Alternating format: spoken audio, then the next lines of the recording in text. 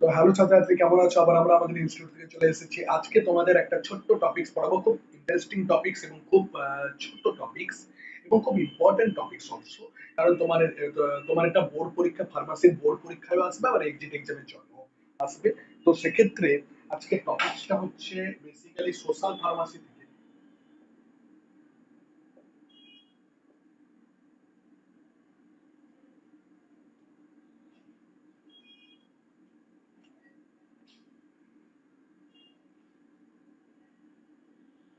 Social pharmacy,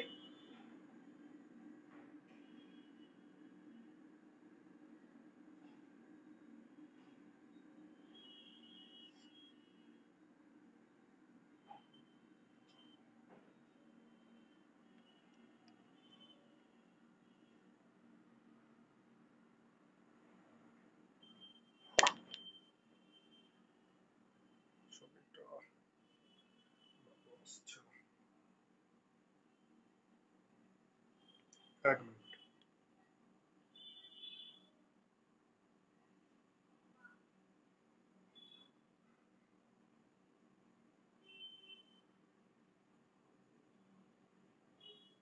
তো social pharmacy থেকে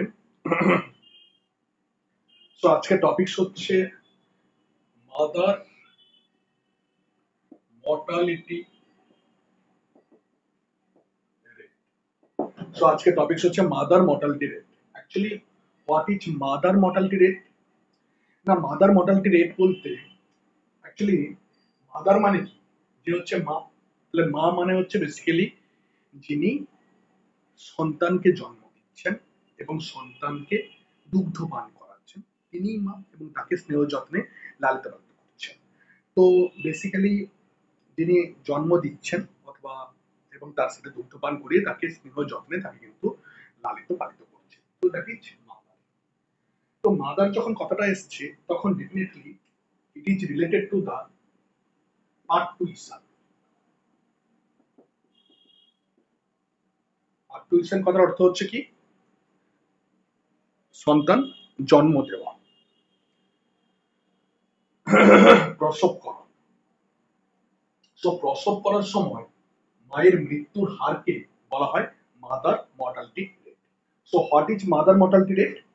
Mother mortality rate can be estimated during the whole term of pregnancy and after parturition 40 days after or since parturition। তার মানে এই হচ্ছে মা।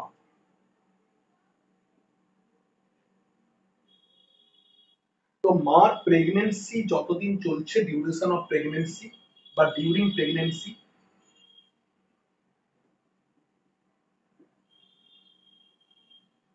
এবং ডেলিভারির পর অ্যাটলিস্ট 1.5 মাস, তাহলে 45 days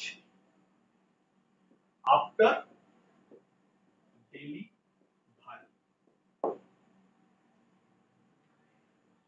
এই টোটাল ডিউরেশন, এই total duration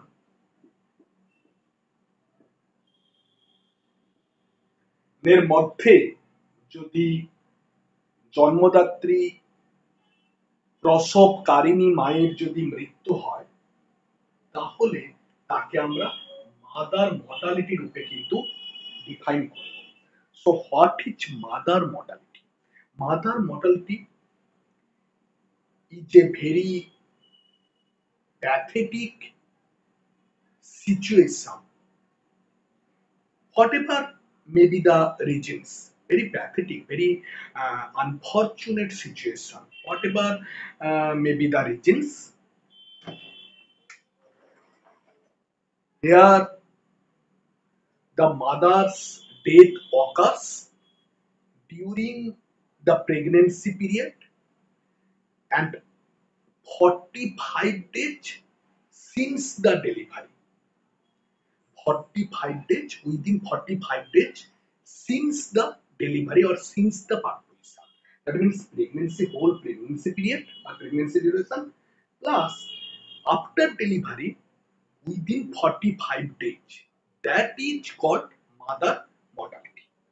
So mother mortality can be defined as the very unfortunate condition or situation or hazard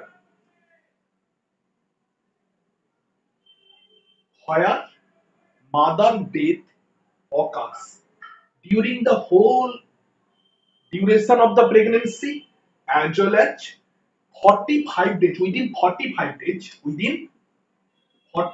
days since delivery. That is called mother mortality.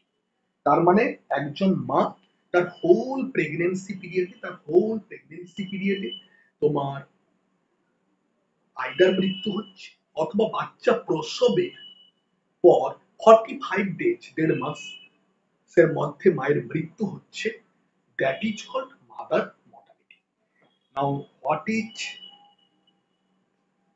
Mother mortality rate? না rate যখন আসবে তখন নিশ্চয়ই হার।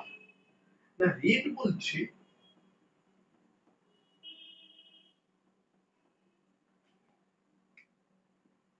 numbers of mother's death per 1 lakh live birth।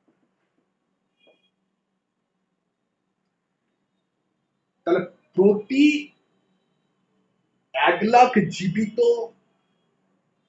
বাচ্চা প্রসবের জন্য যতগুলো মা মারা যান তাকেই বলা হচ্ছে mother's mortality rate. So what is mother's mortality rate? It is nothing but the rate of mother's death per each per each 1 lakh live birth। So 1 lakh live birth এর জন্য যতগুলো মা মারা যান that is called mother's mortality rate or it is also known as MMR।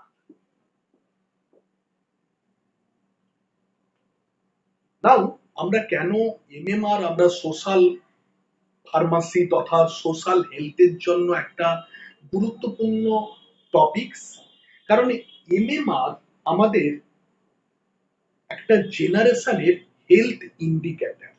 তো MMR can be consider as the supreme health indicator of a society,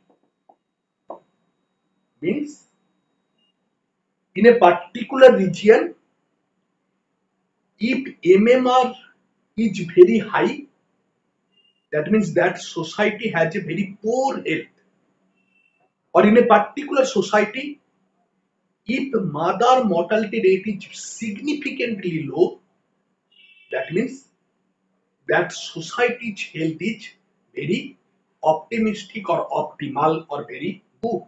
So that's why MMR is a very clear cut indicator of our social health, because social pharmacists deal with social health. So MMR is a very good indicator to assess the health of a society, the health consciousness of the social members of a particular society, and also it is an indicator of the development in health sector of a society or of a country or of a province, whatever it is. So MMR basically তোমার কোন কোন ফ্যাক্টরের উপর depend করে?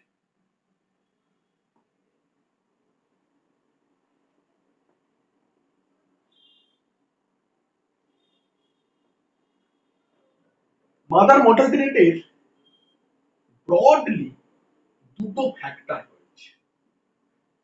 একটা হচ্ছে primary factor আর একটা হচ্ছে সেকেন্ডারি অর অ্যাক্সেসরি ফ্যাক্টর।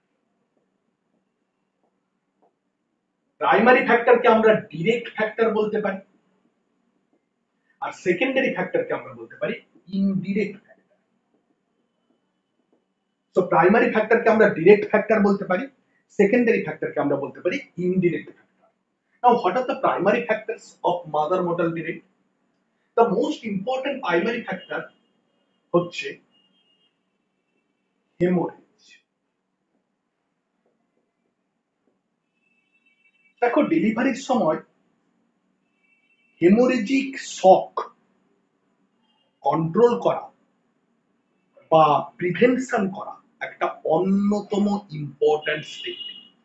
কারণ ডেলিভারির বিভিন্ন প্রসিডিওর রয়েছে, নর্মাল ডেলিভারি রয়েছে, সার্জিক্যাল ডেলিভারি রয়েছে। সো সেক্ষেত্রে কিন্তু ব্লাড লস কিন্তু হতে পারে, বাট যাদের ব্লাড লস বেশি হচ্ছে, হেমোরেজ হচ্ছে, হেমোরেজ হলে কি হবে? ব্লাড প্রেসার ড্রপ করবে, কার্ডিয়াক আউটপুট কমে যাবে, ব্রেনে এবং অন্যান্য অর্গানগুলোতে রক্ত সাপ্লাই ড্রপ করে যাবে। যখন রক্ত সাপ্লাই ড্রপ করে যাবে তখন মাল্টি অর্গান ফেলিওর হবে, তার ফলে সেখানে কিন্তু মায়ের মৃত্যুতে অনেকটা বেড়ে যাবে। সো হেমোরেজ কন্ট্রোল কিন্তু মোস্ট ইম্পর্টেন্ট, এবং এই হেমোরেজ কন্ট্রোল করতে গেলে কিন্তু একজন trend clinician, trend nurse, trend paramedics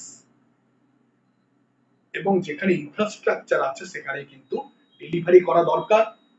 এবং মায়ের যদি প্রচন্ড পরিমাণে ব্লাড প্রেসার হাই হয়ে যায় সেক্ষেত্রে হেমোরেজ হওয়ার চান্স বেশি। যদি সার্জিক্যাল এরর হয়, মানে কাটতে গিয়ে বা ডেলিভারি করতে গিয়ে প্রসিডিউরাল এরর যদি হয় তাহলে সেক্ষেত্রে হেমোরেজ হওয়ার চান্স বেশি। নম্বর 3 হচ্ছে মায়ের যদি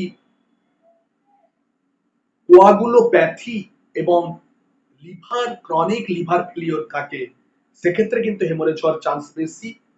এবং মা যদি অ্যান্টিপ্লেটলেট ড্রাগস জাতীয় কোনো ওষুধ খেয়ে থাকেন সেক্ষেত্রে হেমোরেজ হওয়ার চান্স বেশি। মায়ের যদি ভিটামিন কে ডেফিসিয়েন্সি থাকে তাহলে সেক্ষেত্রে হেমোরেজ হওয়ার চান্স বেশি।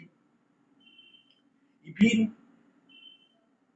মা যদি বিভিন্ন সাপ্লিমেন্ট, বিশেষ করে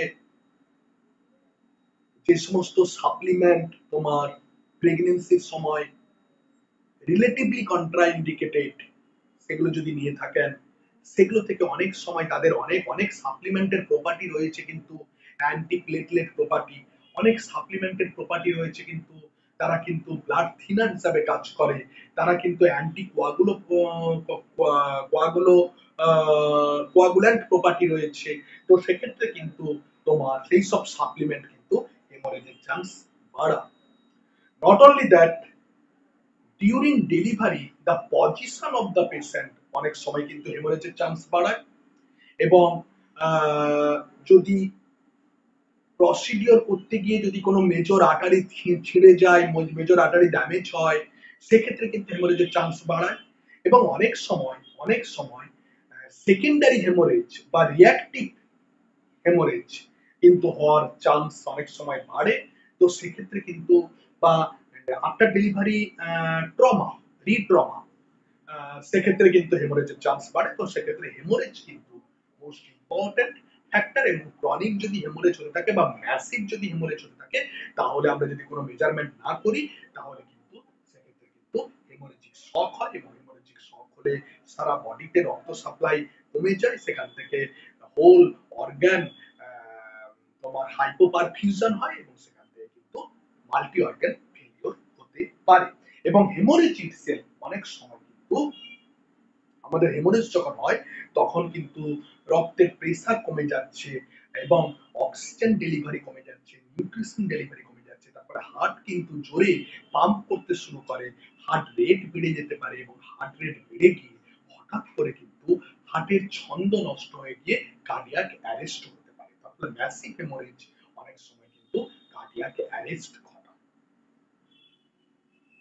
তো হেমোরেজ। সেকেন্ড হচ্ছে sepsis.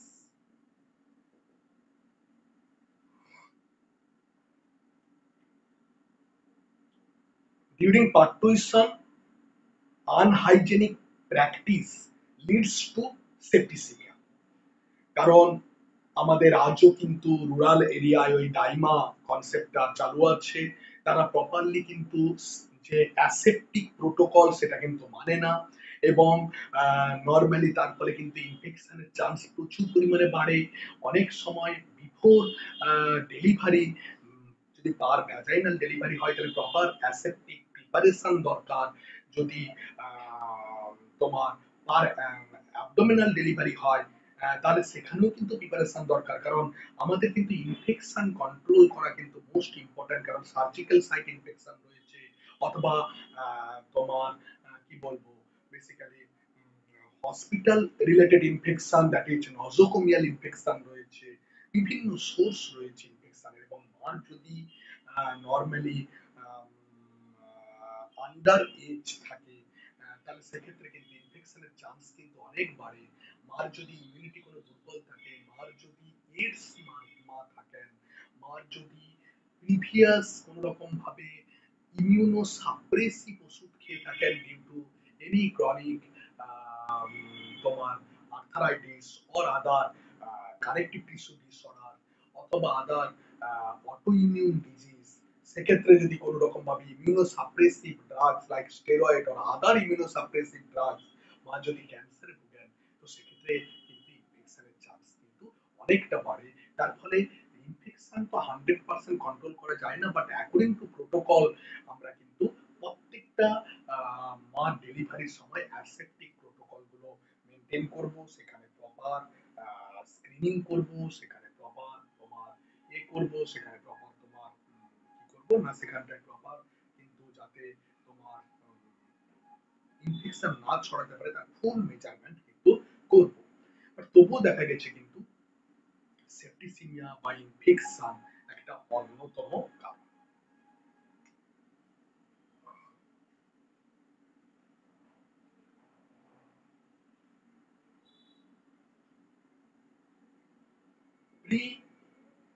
Preeclampsia and eclampsia. Preeclampsia and eclampsia. Normally, মায়ের পেটে ইউটেরাসে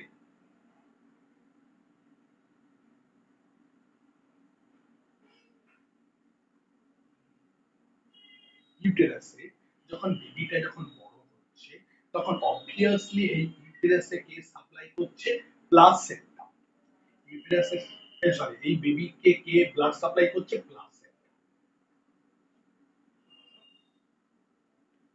বাট এই বেবি যে ইমপ্ল্যান্টেশন যদি প্রপারলি না হয়, তাহলে প্লাসেন্টাল আর্টারি গুলো সংকুচিত হচ্ছে। প্লাসেন্টাল আর্টারি গুলো সংকুচিত হচ্ছে। আমি খুব সংক্ষেপে বলে দিচ্ছি। প্লাসেন্টাল আর্টারি গুলো যখন সংকুচিত হবে তখন এখানে কি হবে? প্রেসার বাড়বে, রেজিস্ট্যান্স বাড়ছে, রেজিস্ট্যান্স বাড়লে কি হবে? ব্লাড প্রেসার বাড়বে। ব্লাড প্রেসার বাড়ার ফলে তার ফলে কি হচ্ছে? এখানে সেলগুলো ড্যামেজ হচ্ছে, বেবির গ্রোথ নষ্ট হচ্ছে, সেলগুলো ড্যামেজ হচ্ছে। এই সেলগুলো ড্যামেজ হওয়ার ফলে যে কেমিক্যাল রিলিজ হচ্ছে, সেই কেমিক্যাল গুলো একটা পজিটিভ ভিসিয়াস সাইকেলে পড়ছে। তারপরে সেই কেমিক্যাল গুলো আমাদের কিন্তু তোমার ব্রেনের যে আর্টারি রয়েছে, ব্রেনের যে আর্টারি রয়েছে, সেই আর্টারির এন্ডোথেলিয়াম থেকে এন্ডোথেলিন রিলিজ করছে, আদার কেমিক্যাল ফ্যাক্টরস রিলিজ করছে, বিভিন্ন অর্গানে আদার কেমিক্যাল ফ্যাক্টরস রিলিজ করছে, দিয়ে কিন্তু ওভারঅল ভ্যাসো কনস্ট্রিকশন ঘটাচ্ছে। ওভারঅল কি করছে? সিস্টেমিক ভ্যাসো কনস্ট্রিকশন ঘটাচ্ছে। সিস্টেমিক ভ্যাসো কনস্ট্রিকশন ঘটলে আলটিমেট কিন্তু তোমার ব্রেনে রক্ত যাবে না, কিডনিতে রক্ত যাবে না, সেখানে মাল্টি অর্গান ফেলিওর হওয়ার একটা চান্স আছে, এবং সেখানে কিন্তু একটা মৃত্যুর চান্স আছে। পাশাপাশি তোমার কিন্তু এই সমস্ত কেমিক্যাল গুলো আমাদের ব্রেনে কিন্তু গিয়ে ব্রেনের সেলকে ইরিটেট করছে। নর্মালি ব্রেনে যখন রক্ত যাবে না তখন ব্রেনের সেল ইরিটেট হবে, আরো কেমিক্যাল লোডিং হচ্ছে, তার ফলে কিন্তু ব্রেনের সেল কিন্তু ইরিটেট হচ্ছে। এবং ব্রেনের সেল যখনই ইরিটেট হচ্ছে, ব্রেনের সেল যখনই ইরিটেট হচ্ছে তখন কি হচ্ছে না, তখন কিন্তু বেসিক্যালি তোমার কি হচ্ছে না, তখন একটা কনভালশন তৈরি হতে পারে, এবং এটা একটা অন্যতম কারণ মায়ের মৃত্যুর জন্য, এবং তার সঙ্গে pregnancy related hypertension, pregnancy related,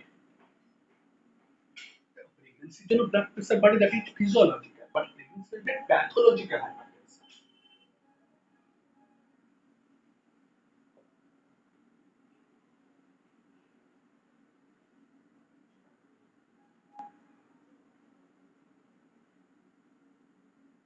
clear? আচ্ছা, নেক্সট কারণ একটোপিক প্রেগনেন্সি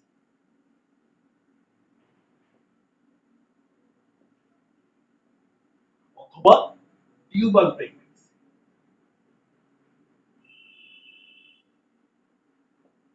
মানে কি? ধরো এই হচ্ছে তোমার যে, এই হচ্ছে তোমার ইউটেরাস, এই ইউটেরাসের সঙ্গে তোমার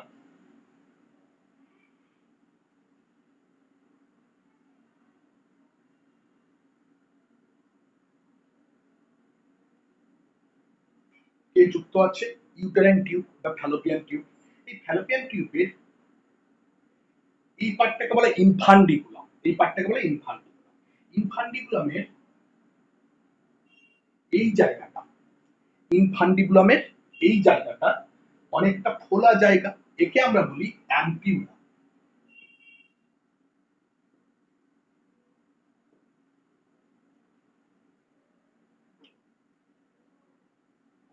so infundibulum, ampulla, main part of the body, and this is the isthmus.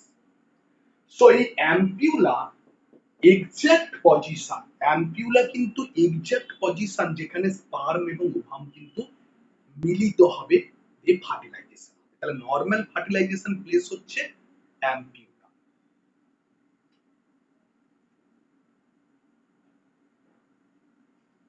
Fertilisation ectopic কথার অর্থ হচ্ছে আদার দেন নর্মাল, একটোপিক কথার অর্থ হচ্ছে আদার দেন নর্মাল। তার মানে তোমার নর্মাল প্লেস থেকে অন্য জায়গায়, দ্যাট ইজ কল্ড একটোপিক। ধরো আমার হাতটা এইখানে লাগানো থাকা দরকার, আমার হাতটা যদি এইখানে লাগানো থাকে that is ectopic. So ectopic মানে নর্মাল পজিশন বা নর্মাল প্লেস থেকে অন্য প্লেসে কোনো কিছু হওয়া, that is called ectopic. So ectopic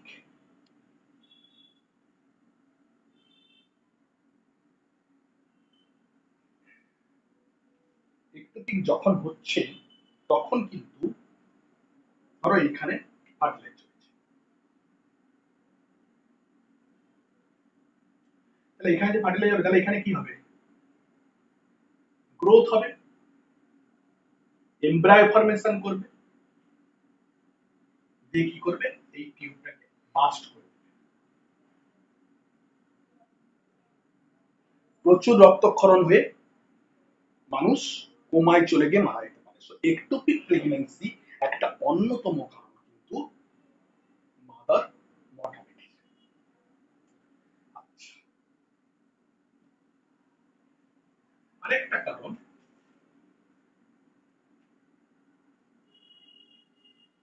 retained placenta.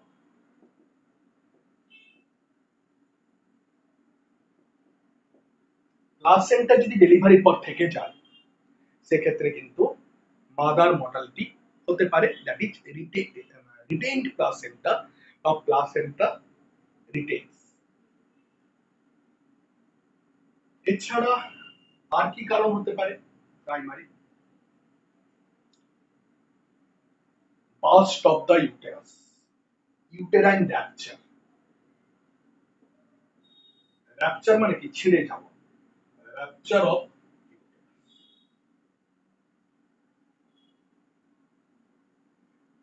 Rupture হলে কি হবে? ব্লিডিং হবে, ইউটেরাসের বাইরে সামনে আছে কে? ব্লাডার, ব্লাডারের sorry, uterus এর পেছনে আছে কি rectum, so it is the uterine bladder, this is the rectum, this is uterus. So rupture হলে অনেক সময় যদি সাইনাস ট্র্যাক্ট ফর্মেশন হয় তাহলে ব্লিডিং হতে পারে এবং সেখানে মায়ের মৃত্যুর হার অনেকটা বেড়ে যায়।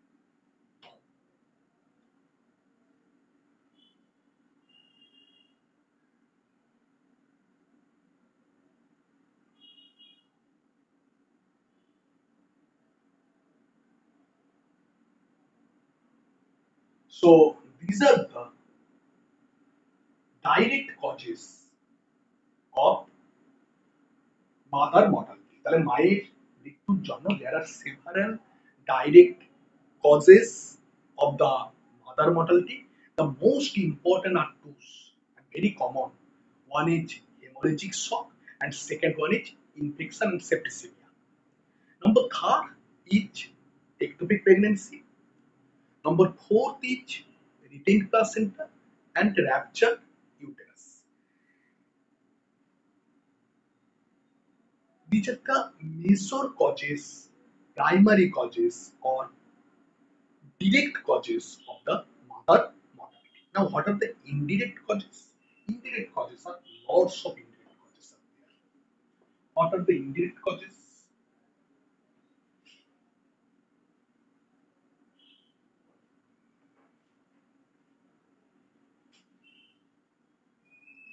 Look here, indirect. Look here, obesity. Obesity is very important because obesity creates problem during delivery, during surgical removal of the baby, and also it is also responsible for one of the important factor that is known as deep vein thrombosis. And this deep vein thrombosis leads to pulmonary embolism. এটা direct কজেও আমরা লিখতে পারি, but normally তোমার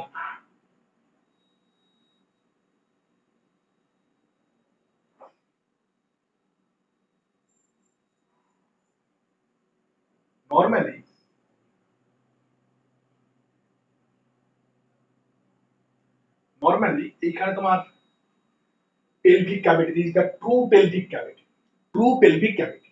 এই pelvic ক্যাভিটিতে কোনো রকম সার্জারি বা লোয়ার লিম্বে কোনো রকম সার্জারি, সেক্ষেত্রে কি হয় না, সেক্ষেত্রে কিন্তু লোয়ার ভেনাস রিটার্ন হওয়ার সময় লোয়ার এরিয়া থেকে ভেনাস ফ্লো বা ভেনাস ব্লাড রিটার্ন হওয়ার সময় টুয়ার্ডস হার্টের দিকে, কারণ ভেনের মধ্যে তো নর্মালি সোকল্ড প্রেসার কম থাকে এবং দীর্ঘদিন শুয়ে থাকলে বা দীর্ঘদিন বসে থাকলে বা দীর্ঘ সময় ধরে রেস্টে থাকলে যেহেতু তোমার গ্র্যাভিটেশনটা নিচের দিকে কাজ করছে, দেখো এখানে ধরো এটা, এখানে গ্র্যাভিটেশন কোন দিকে কাজ করছে, নিচের দিকে কাজ করছে, বা ভেনের ব্লাডটা কিন্তু উপরের দিকে উঠছে।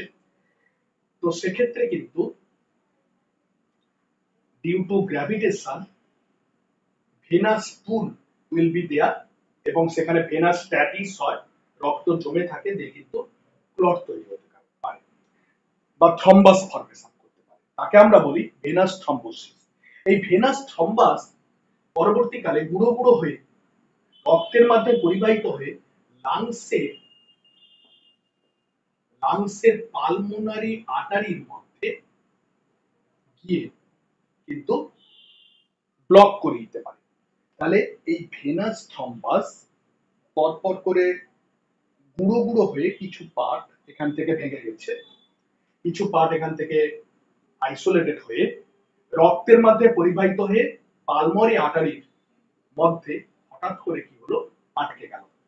এই ঘটনায় তাহলে কি হবে, আর এই রক্ত ভেন্টিলেশনে কাজ করতে পারছে না, এই ঘটনাকে বলা হচ্ছে পালমোনারি এম্বলিজম। সেখান থেকে কিন্তু সাডেনলি মৃত্যু হতে পারে। এছাড়া ওবেসিটির কারণে তোমার ব্লাড প্রেশার বাড়তে পারে, ওবেসিটির কারণে তার ডায়াবেটিস বাড়তে পারে, ওবেসিটির কারণে হাইপারলিপিডিমিয়া হতে পারে, ওবেসিটির কারণে তার কিন্তু কার্ডিয়াক ডিজিজ থাকতে পারে, করোনারি আর্টেরিয়াল ডিজিজ। ওবেসিটির কারণে তার কিন্তু রেসপিরেটরি ডিস্ট্রেস থাকতে পারে।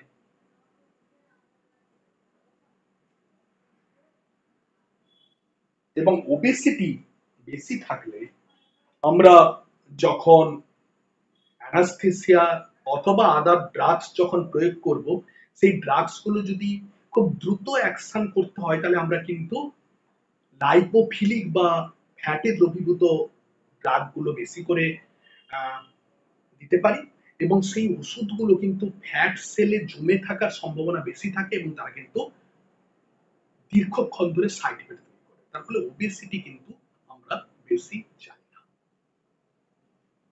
সেকেন্ড, এই যে other comorbidities like blood pressure, sugar, respiratory problem, হার্টের problem, lipidaemia, convulsion,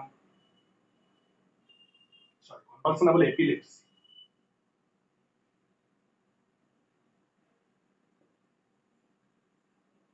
jaundice, chronic renal disease, chronic hepatic disease.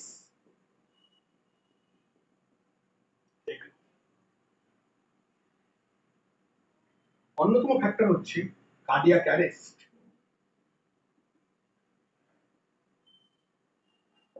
দেখো, প্রত্যেকটা অ্যানাস্থেসিয়া এবং প্রত্যেকটা সার্জারি কিন্তু সেখানে একটা পসিবিলিটি থেকে যায় যে হঠাৎ করে হার্ট বন্ধ হয়ে যাওয়া, হঠাৎ করে অ্যারেস্ট হয়ে যাওয়া। তো সেক্ষেত্রে আমরা ডিফিব্রিলেশন বা অন্যান্য প্রোটোকল যেগুলো রয়েছে সেগুলোকে আমরা দেওয়ার চেষ্টা করি। বাট তা সত্ত্বেও কিছু কিছু সময় এত হার্ট খেপে গিয়ে এত ভয়ানক ভয়ানক বাজে বাজে রিদিম জেনারেট করে হঠাৎ করে বন্ধ হয়ে যায়, সেখানে কিন্তু কারোর কিছু করার থাকে না। তার ফলে কিন্তু সাডেন কার্ডিয়াক ডেথও হতে পারে। সাডেন কার্ডিয়াক অ্যারেস্ট কিন্তু সাডেন কার্ডিয়াক ডেথ ঘটায়। তো সেক্ষেত্রে যাদের হাইপারট্রফিক কার্ডিওমায়োপ্যাথি আছে বা আদার টাইপস অফ কার্ডিওমায়োপ্যাথি আছে, অথবা যাদের কার্ডিয়াক ডিসরিথমিয়া আছে, তাদের ক্ষেত্রে কিন্তু এগুলো রিস্ক কিন্তু আরো বেশি। আচ্ছা,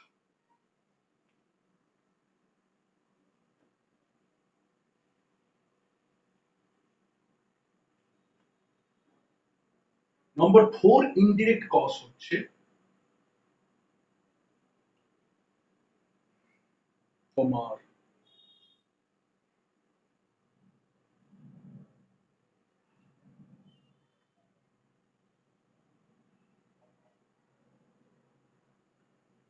রিসাসিটেশন।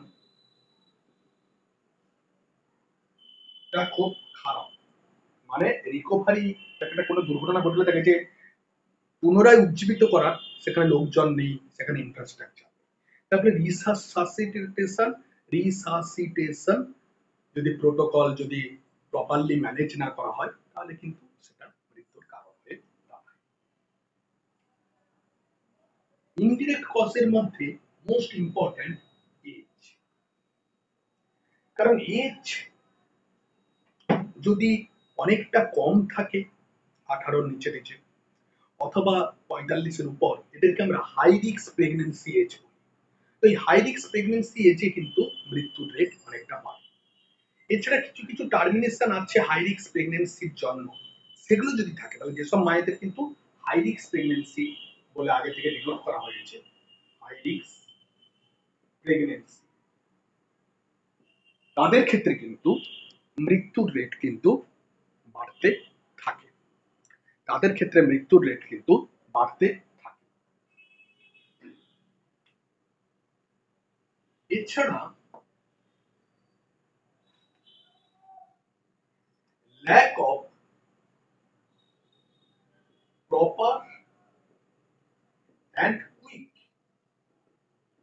And effective communication.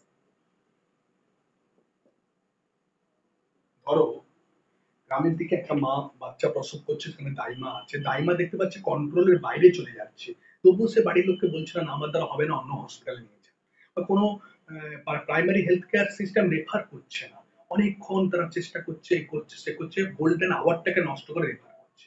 তাহলে লেট প্রেজেন্টেশন যদি হয় টার্সিয়ারি কেয়ার হসপিটালে বা মাল্টি স্পেশালিটি হসপিটালে, তাহলে তো বাঁচানোর কোনো প্রভিশনই থাকে না। সব শেষ করে যদি আসে তাহলে সেটা তো কোনো প্রভিশন থাকে না। তাহলে কিন্তু communication, good communication, good referral system কিন্তু থাকা দরকার এই মৃত্যুকে ঠেকানোর জন্য। তো এটা একটা অন্যতম কজ কিন্তু মায়ের মৃত্যু।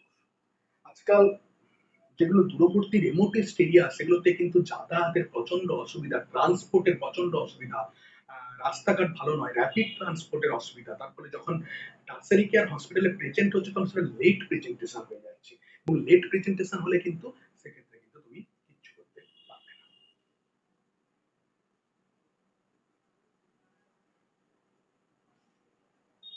এছাড়া এই যে রিসাসিটেশনের ক্ষেত্রে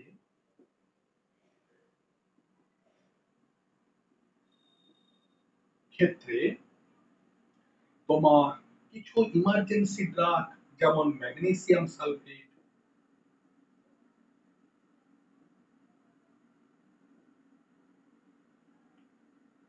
অ্যারিথমিয়া, এই সমস্ত কমান,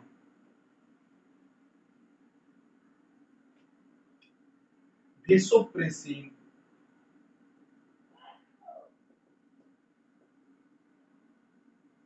ডবুটামিন, অ্যাড্রিনালিন, অ্যাট্রোপিন, মিসোপ্রোস্টল, এইসব ইমার্জেন্সি মেডিসিন ট্রেতে অবশ্যই কিন্তু থাকা দরকার, কারণ এগুলো কিন্তু ইমার্জেন্সি সিচুয়েশনে রিভাইভ করতে কিন্তু কাজে লাগবে। এগুলো যদি না থাকে, এবং শুধু তাই নয়,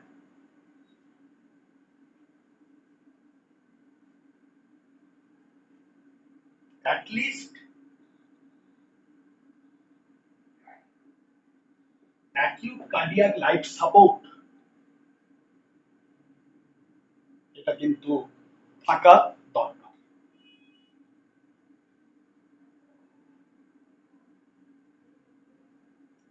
এবং যদি প্রচুর হেমোরেজ হয়, তাহলে তোমার ব্লাড ট্রান্সফিউশন ফেসিলিটি না থাকলেও সেখানে মৃত্যুর রেট বাড়ে। তাহলে blood transfusion facility, acute cardiac life support facility, resuscitation facility, proper communication referral system facility, proper trained and experienced doctor, nurse, paramedics, hospital management, এগুলো কিন্তু থাকা দরকার। অনেক সময় ভেন্টিলেশন থাকাও কিন্তু খুব জরুরি। আরেকটা অন্যতম কারণ মায়ের মৃত্যু, indirect cause, that is anaemia, folate deficiency and B12 deficiency. দেখো, আমাদের মায়েরা নিজেরা না খেয়ে আমাদেরকে খাইয়ে দেয়, তো তার ফলে কিন্তু সেক্ষেত্রে মায়ের কিন্তু পোষণ ভালো মতন করে আসে না। আয়রন খেলেও অনেকে ভিটামিন সি খান না, অনেকে আয়রনের সঙ্গে ক্যালসিয়াম খান, আয়রন ক্যালসিয়াম যদি একই সঙ্গে খাওয়া হয় তাহলে সেক্ষেত্রে অ্যাবজর্পশন হবে না। তো সেক্ষেত্রে মায়ের কিন্তু, আবার অনেকের কিন্তু বিভিন্ন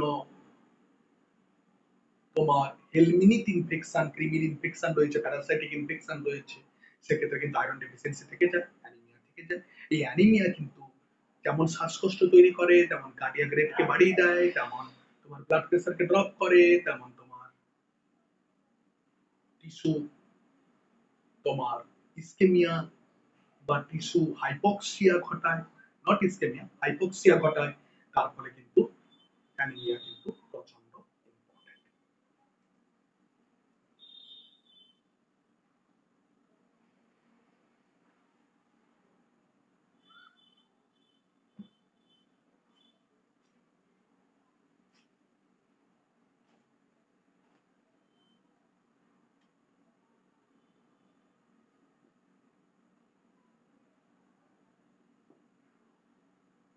তো এখন এই মাদার মর্টালিটি রেটকে প্রিভেনশন করার জন্য কি কি আমরা মেজার ধরতে পারি?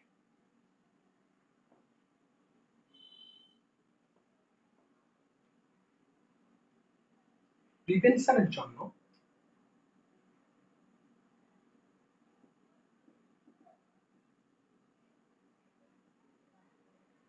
সোশ্যাল ফার্মাসিস্ট অ্যান্ড কমিউনিটি নার্সরা, সোশ্যাল ফার্মাসিস্ট প্লাস কমিউনিটি নার্সরা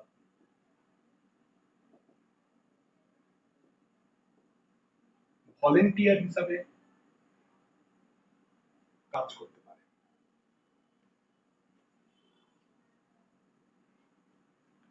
সেকেন্ড হচ্ছে প্রত্যেকটা প্রাইমারি হেলথ কেয়ার রে resuscitation facility, blood transfusion facility, trained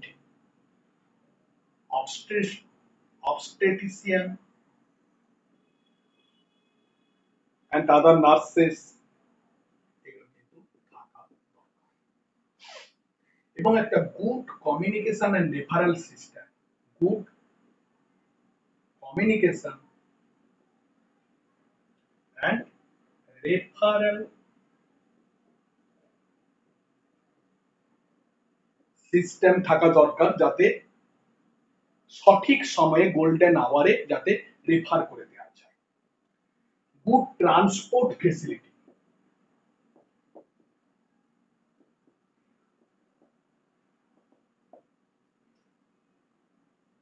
most important,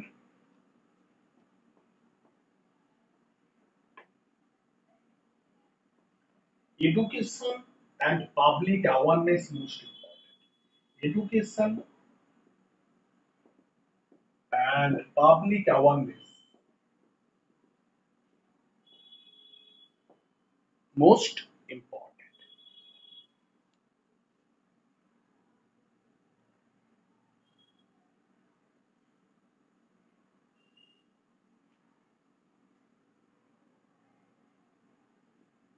Economical upliftment, most important. Economy যদি বেটার হয় তাহলে বেটার জায়গায় সে ট্রিটমেন্ট করাতে পারবে। এবং একটা গভর্নমেন্ট তরফ থেকে uniform mother health policy, uniform mother health policy, এটা ইমপ্লিমেন্ট করা দরকার, যদিও আছে আমাদের। ইউনিফর্ম মাদার হেলথ পলিসির মধ্যে মায়ের হেলথ চেক আপ ফ্রিতে, মায়ের নিউট্রিশন ফ্রিতে, মাকে কিভাবে বাচ্চাকে লালন পালন করতে হয় তার অ্যাডভাইস ফ্রিতে, মায়ের যে কোনো ইমার্জেন্সি ফ্রিতে। Mother's health policy. নেক্সট হচ্ছে prenatal check up,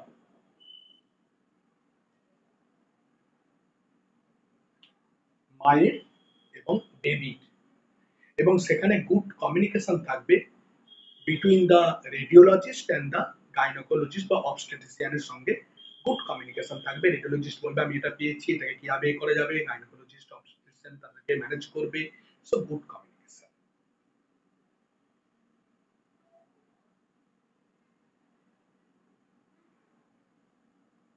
So these are the effective prevention policy to reduce the mother mortality rate.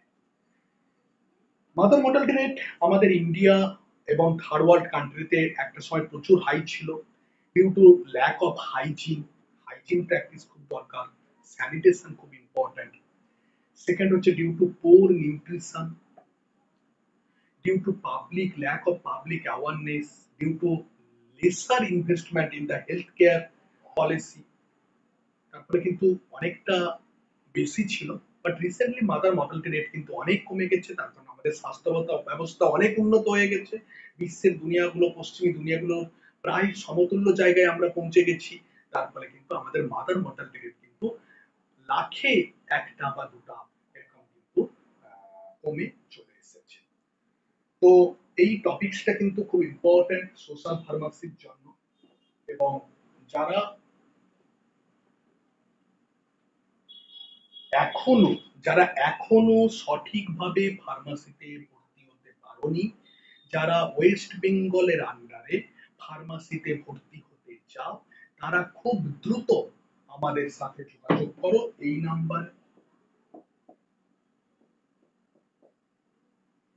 আমাদের ওয়েস্ট বেঙ্গল ফার্মাসি কাউন্সিলের আন্ডারে আমরা ভর্তি করাই, আমরা পড়াই, আমরা বোঝাই, আমরা এক্সিট এক্সামের ফুল প্রিপারেশন করিয়ে দিই, এবং আরো অনেক অনেক অনেক সুবিধা।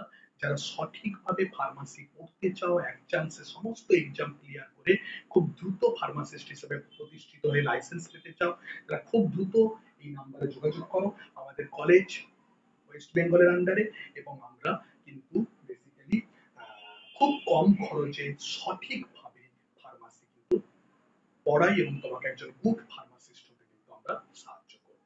তাই আর দেরি নয়, এই বছর প্রায় শেষের মুখে, যারা এখনো ভর্তি হতে চাওনি, মানে পারোনি, তাদেরকে এই নাম্বারে যোগাযোগ করতে বলছি, খুব তাড়াতাড়ি যোগাযোগ করতে পারো। আরেকটা কথা বলি, যাদের কিন্তু এজ বেড়ে যাচ্ছে, তাদের কিন্তু পরপর করে কিন্তু আর ফার্মাসি তাদের পড়তে পারবে না, কারণ ব্যাপারটা হচ্ছে এজ রেস্ট্রিকশন হতে চলেছে। এজ রেস্ট্রিকশন হয়ে গেলে কিন্তু আর কোনোদিনই তুমি টাকা জোগাড় করো, তোমার সুযোগ থাক যাই থাক না কেন, ফার্মাসি পড়তে পারবে না।